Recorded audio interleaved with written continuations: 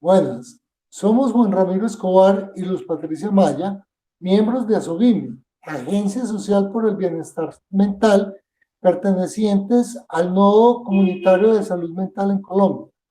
Con motivo del Día Internacional de la Discapacidad, queremos conversar con Luz Patricia Maya acerca de qué es la inclusión de las personas con discapacidad. Por lo tanto, quisiera preguntarle a Luz Patricia, ¿qué es la discapacidad psicosocial?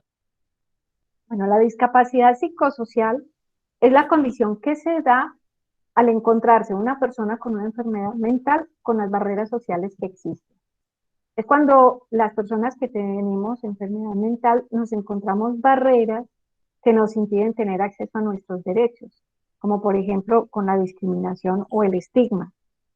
Entonces, cuando hay estigma y discriminación hacia la enfermedad mental, como cuando nos corren de las escuelas o no nos contratan en el trabajo o nos excluyen de ámbitos sociales, ahí es cuando se crea la discapacidad psicosocial. Muy bien. Entonces, ¿cuándo una enfermedad mental se convierte en una discapacidad psicosocial? Esa es una muy buena pregunta y es importante distinguir esto, porque toda la nueva idea de discapacidad viene de no poner la discapacidad en la persona, sino más bien en el encuentro de la persona con lo social, con la sociedad, que es la que realmente constituye la discapacidad.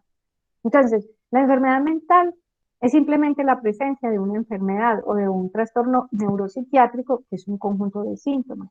Y es cuando ésta se enfrenta a barreras sociales que se constituye la discapacidad psicosocial.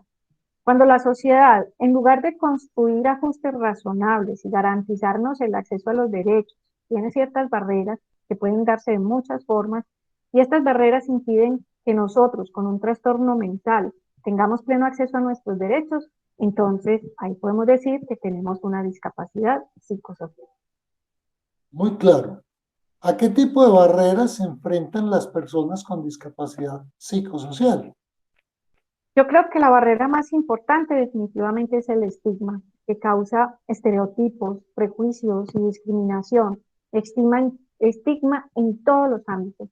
Hemos visto casos de gente, por ejemplo, que es corrida de las instituciones, de las escuelas, por tener una enfermedad mental. Entonces, las corren de las escuelas y les niegan el derecho a la educación. Ya no pueden tener una educación y por lo tanto a lo mejor ya no pueden tener un empleo o el empleo que quisieran, o ya no pueden desempeñarse de la forma en que quisieran. Otro ejemplo es cuando se les niega la capacidad jurídica. Por ejemplo, el caso de una chica que fue violada y fue a presentar al Ministerio Público un acta. Y en el momento en que dijo que tenía bipolaridad, se le negó y no se le presentó el acta. Entonces, esta es una otra barrera social, que es el estigma. Y por otro lado, hay barreras también sociales, como por ejemplo la falta de atención médica o la falta de accesibilidad a los medicamentos por cuestiones económicas o de otro tipo, que impiden que esa persona pueda tener un tratamiento adecuado. Pues Patricia, nos quedó muy claro lo que es la discapacidad psicosocial. Te agradezco mucho por habernos aceptado conversar sobre este tema.